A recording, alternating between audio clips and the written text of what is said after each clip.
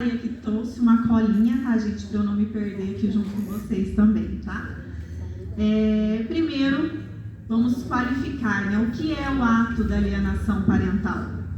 Alienação parental, na verdade, é uma situação, é um ato que ela sempre existiu, desde que o mundo é mundo, desde que as crianças existem e, infelizmente, os pais a utilizam para se beneficiar de alguma forma, né? Então, o ato de alienação parental, ele sempre existiu, mas lá em 2010, com a Lei 12.318, veio a tipificação, né, numa lei, do que seria esse ato de alienação parental.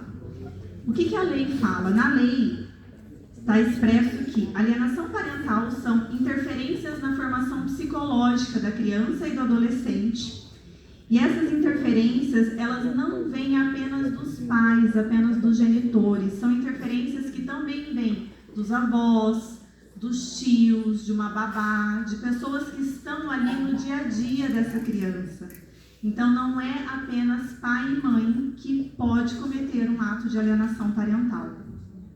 E esse ato, ele sempre visa prejudicar o outro, prejudicar quem não tem a guarda de alguma forma. Infelizmente, na grande maioria das vezes, eles acabaram de finalizar um relacionamento e é quando isso tudo acontece, né? Às vezes por ciúmes, por conta da outra pessoa já estar em um outro relacionamento. Então, geralmente a gente vê que essa o maior incentivo para que o ato de alienação aconteça. Né? Conrado Paulino, ele é um advogado, autor também de diversos livros, diversas obras, eu pelo menos acompanho bastante ele. Ele cita que a prática da alienação parental, ele acaba por criar um filho órfão de pai vivo. Né? A gente coloca pai aqui, mas pai, mãe. E, na verdade, é isso que vai acontecer, porque a criança ela vai criar um rancor, ela vai criar um sentimento tão amargo do outro, né, do genitor, que ele não está ali diariamente, que ele acaba querendo se afastar, ele acaba não querendo estar no dia a dia com aquele pai ou com aquela mãe, e até com a linhagem da família. Porque a partir do momento que a mãe ou o pai, os avós, quem está cometendo o ato de alienação parental, que ele começa a denegrir, não gosto dessa palavra, mas que ele começa a praticar o ato de alienação parental em relação ao outro, toda aquela família acaba sendo contaminada.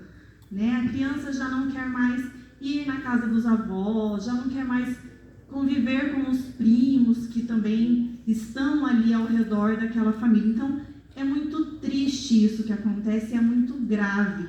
A gente recebe casos no escritório, e o mais triste é você ver que as pessoas não enxergam que elas estão cometendo o ato de alienação parental. Isso é muito triste. A mãe ou o pai chegar e falar, e você fica ouvindo. Da hora que você... Não, doutora, eu não faço isso. Imagina, é ele que faz. Meu filho não quer ir para lá porque ele não quer ir. Não. Né? Uma conversa que a mãe tem com uma irmã, que tem com qualquer pessoa próximo dessa criança, perto dessa criança, desse adolescente, a criança, ela ouve tudo. Eu tenho um filho de 3 anos, eu brinco que ele é um radarzinho. Não pode falar nada perto dele, nada. Às vezes eu até me assusto com as coisas assim que ele percebe na nossa fala. Isso que ele tem 3 anos. Agora vocês imaginem já com 8, 12, 15 anos. Então, o ato de alienação parental, ele tem sempre aquele cerne, porque a gente fala no dia a dia, mas você está fazendo isso, parece seu pai, parece sua mãe. A gente às vezes fala isso negativamente, né? Quem não fala? Minha mãe fala isso para mim muitas vezes, eu falo do meu filho comparando com meu irmão, algumas coisas negativas, por exemplo, mas a questão é, quando a gente fala isso, pensando em prejudicar o outro de alguma forma, pensando em abalar psicologicamente, na verdade não se pensa no abalo do filho. Isso que é o triste, não se pensa no que aquilo vai ocasionar na vida da criança. Se pensa que, vai se afastar do outro genitor e dessa forma ele acha que quem está cometendo o ato acha que isso vai ser benéfico. Mas na verdade a maior consequência, o maior sofrimento nesse ato de alienação é a criança. Então, lá no artigo 3º da lei, ela deixa muito claro que esse ato de alienação, ele fere um direito constitucional da criança, que é um direito de conviver com o pai e com a mãe, com toda a família daquele outro genitor que não está no dia a dia com ele. E assim, a gente não é uma coisa tão, digamos, rotineira, né? Geralmente são casais separados, mas também acontece alienação parental com pessoas casadas, que às vezes estão ali no fim do seu relacionamento ou numa crise do relacionamento e acabam usando essa criança. Então, é importante observar isso. Não é apenas em casais separados, num ambiente em que existe 2 lares, que existe alienação parental. Pais que estão sofrendo, estão passando por um momento delicado ali dentro do relacionamento, também podem cometer o ato de alienação parental. Isso é muito, muito mais difícil de ser verificado, porque quando você está cada um no seu canto, quando você já vai fazer uma separação, vai entrar com o divórcio, você já está com sangue ali na vontade de entrar com uma ação e já coloca tudo ali no meio, né? Vai o divórcio, vai a guarda, já coloca alienação parental. Mas quando você está dentro de um lar que não tem um processo judicial, que não tem nada acontecendo, se não tem pessoas que estão observando essa criança, se não tem olhares atentos para essa criança e para esse adolescente, é um caso mais difícil, ao meu ver, assim, de ser identificado. Então, o ato ele é um abuso moral, é uma violência psicológica contra a criança ou adolescente, e ele acaba gerando um vício de declaração na criança. Por que um vício? Porque a criança, ela se sente no dever de falar mal do outro. Quando eu digo outro, é o outro genitor que está recebendo a alienação, né, que está sendo alienado. Ele se sente no desejo de declarar esse vício, mas que na verdade ele queria falar bem.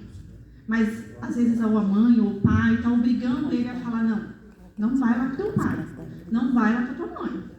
Se você for na visita e fizer isso lá na casa do teu pai e da tua mãe, a hora que você chegar aqui vai ter um castigo. Então, a partir disso, a criança, na hora que ela chega com o outro, embora ela queira fazer alguma coisa, né, ela queira estar genuinamente, de coração aberto com o outro, ela não consegue, porque ela já tem aquele pensamento, nossa, se eu fizer isso, eu vou receber algum castigo na hora que eu voltar para casa. Ou, às vezes, ela nem pensa, mas o instinto dela age dessa forma, né? Quando são crianças muito novinhas, principalmente, instintivamente elas vão fazer isso, né? Elas vão acabar ficando mais arredias com o outro.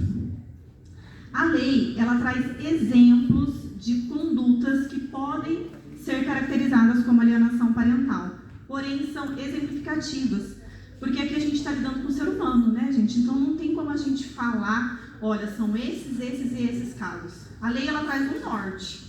Então cabe a nós, enquanto advogados, toda a rede, o juiz, o promotor, analisar as situações, e às vezes uma situação que passou por olhar de todo mundo, mas chegou lá no fórum, foi lá que foi visualizado, ou pelo promotor, ou na hora que foi fazer, de fato, aquela perícia, aquele laudo, né, que passa pelo psicólogo, foi identificada uma situação que ninguém tinha enxergado, e aquilo sim era o caso da alienação parental. Então, a lei, os exemplos que ela traz são desqualificar a conduta do genitor, que é justamente o falar mal, né, aquela desmoralizar o outro, né, o seu pai não vale nada, sua mãe é uma vagabunda. Então, infelizmente, eles usam palavras, e isso também é muito triste, porque as crianças acabam aprendendo palavras pejorativas, assim, esses palavrões, muito novinhos, porque eles ouvem isso dentro de casa, do genitor falando do outro. Então já começa, você já percebe na criança que ela já tem um vocabulário de adulto, mas esse vocabulário é porque ela está ouvindo, está no redor dela aquilo ali. Então, dificultar também o exercício da autoridade parental, que é justamente, olha, aqui em casa tem regras, e se você não cumprir essa regra lá na casa do teu pai, só que daí chega na casa do pai e o pai vira e fala, olha, aqui, meu filho, não tem regra nenhuma, você pode fazer o que você quiser. Você tira toda a autoridade do outro também. né? Porque a criança ela precisa de rotina. A criança ela gosta de rotina, ela não gosta de surpresas. A criança ela gosta de saber o que vem, qual é o próximo passo. O que vai acontecer depois que eu for para a escola?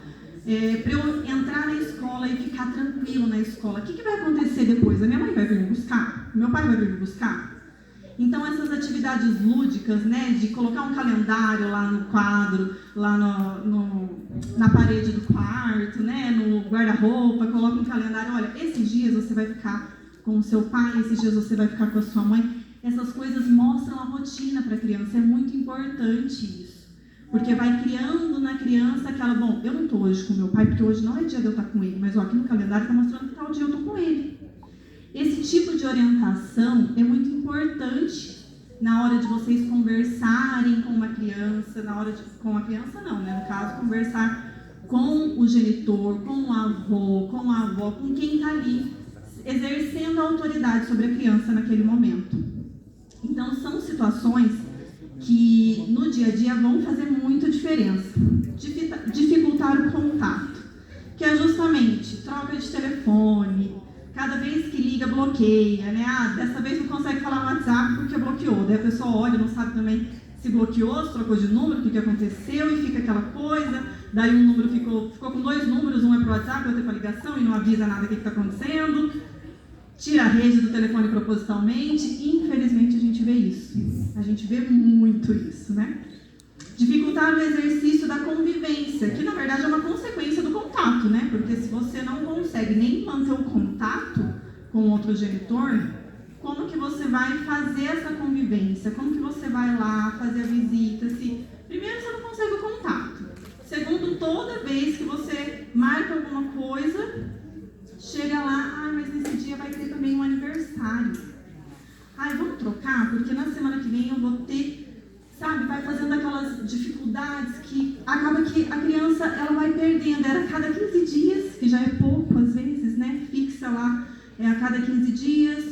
Durante a semana a criança também pode ver o pai ou a mãe no intervalo, pernoitar. Mas e se a gente fala de crianças que moram longe do pai, que moram longe da mãe, né? Então, esses 15 dias ou essa ida numa viagem fica longa, e se a criança perde isso, é um convívio. Eu não sei aqui de vocês, quantas pessoas aqui, ergam a mão para mim, por gentileza, conviveram na sua criança, adolescência, com os pais, ambos os pais, sem estarem separados? É a grande maioria. Vocês sentem que faria diferença se vocês não tivessem convivido ou com o pai ou com a mãe? Uhum. Eu tenho amigos, eu também tenho, até hoje meus pais moram juntos, são casados, e eu tenho muitos amigos que não tiveram essa convivência. Vou pedir licença para vocês que eu vou tirar aqui que eu estou com calor.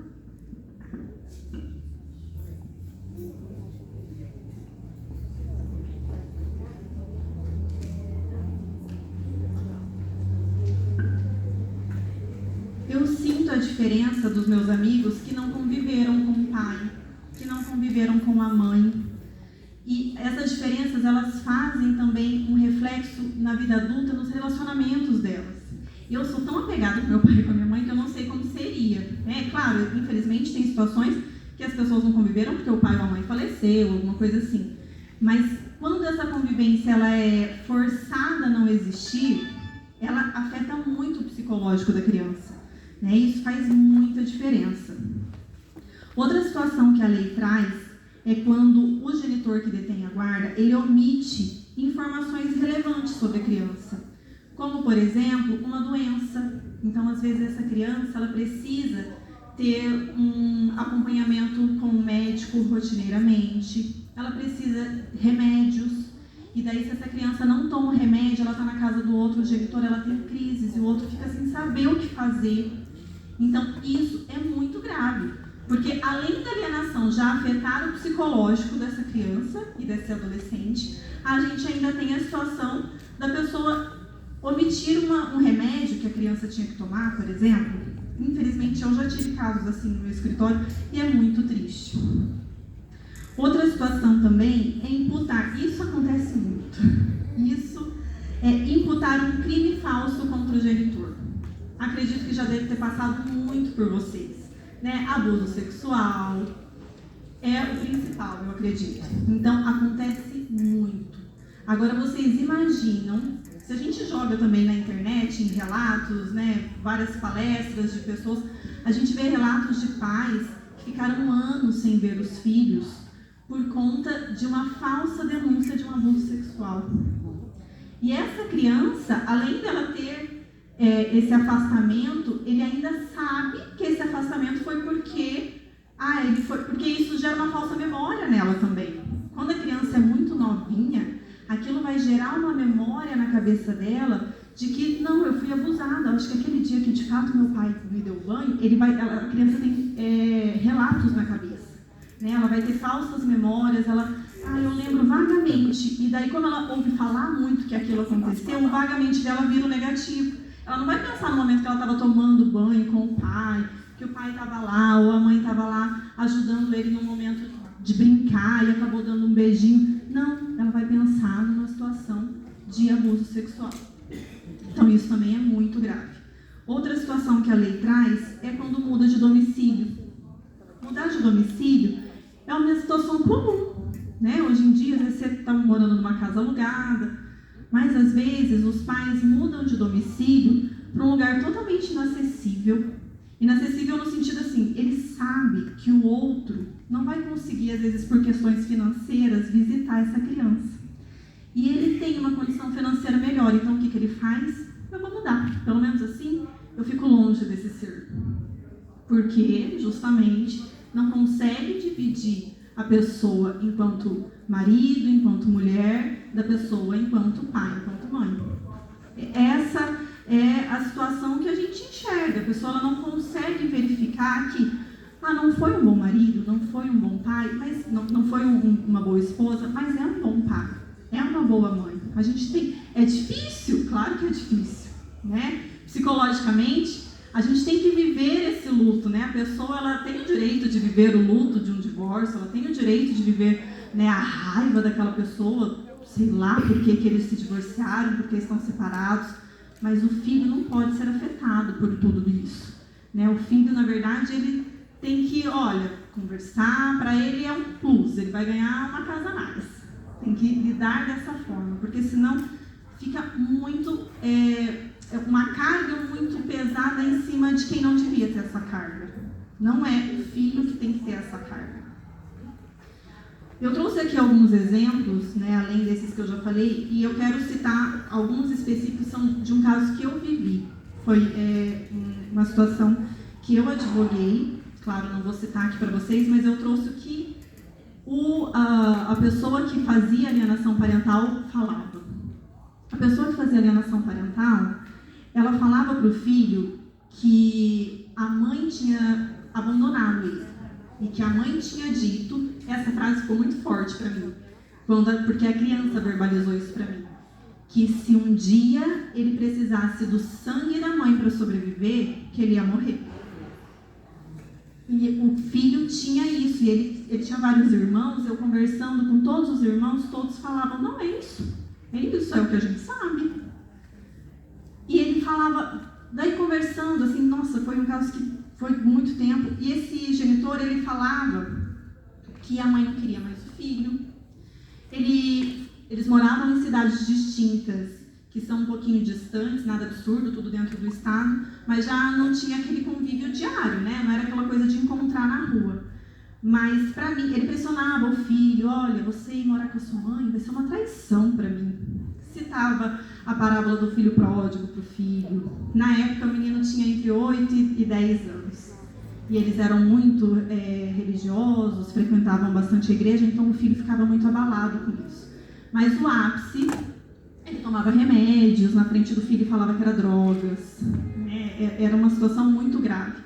Mas o ápice foi quando ele bateu a cabeça, fez sangrar propositalmente, e ele mostrou para o filho, e ele disse para o filho que era um tumor na cabeça, e que a culpa daquele tumor era o filho, porque ele tinha ido morar com a mãe. Foi muito pesado, gente, foi muito pesado. Então, assim, são situações, porque a gente sabe também que não é toda situação que vai gerar alienação parental. tem que tomar todo esse cuidado. Mas nesse caso, ele bloqueava o telefone. Quando daí o menino foi ficando mais velho, ele pegava o WhatsApp, ele bloqueava a mãe. Então, quando o menino estava dormindo, ele ia lá, pegava o telefone, bloqueava a mãe. Antes de bloquear, ele mandava mensagem, falando, não quero mais te ver, eu vou ficar aqui com o pai. Daí a mãe acordava, 7 horas da manhã, olhava aquela mensagem e falava, meu Deus! E ligava para o pai e tentava conversar, a mãe não conseguia falar com ninguém. Até que nesse dia, o filho, quando ele percebeu, ele viu que a mãe estava bloqueada no WhatsApp. Eu falei, olha, o WhatsApp ajudando, né? Nem sempre o WhatsApp ajuda a gente nessas horas. Mas ele viu, ele falou, ué mãe, eu vi que você me ligou um monte de vezes, o que aconteceu? Ele, você mandou essas mensagens. Ele foi ver, o pai tinha apagado as mensagens. Mas foi um caso, assim, muito, muito grave. E foi fácil. Isso que eu estou falando para vocês, já foi a ponta do iceberg, já tinha acontecido tanta coisa nesse processo para que isso acontecesse. Esse menino já tinha passado por tanta coisa, mas a gente não conseguia demonstrar, né? Porque assim, é aquele convívio familiar, o pai segurando tudo e mais um pouco. A mãe começou a tirar foto do celular do filho, porque ela falou, eu não vou impedir ele de conversar com o pai, é necessário. Mas ela começou a tirar foto para nem perceber que tinha print, sabe? Então, foi uma situação muito, muito delicada. E essa situação, assim, do tumor, para mim, foi muito pesado, sabe?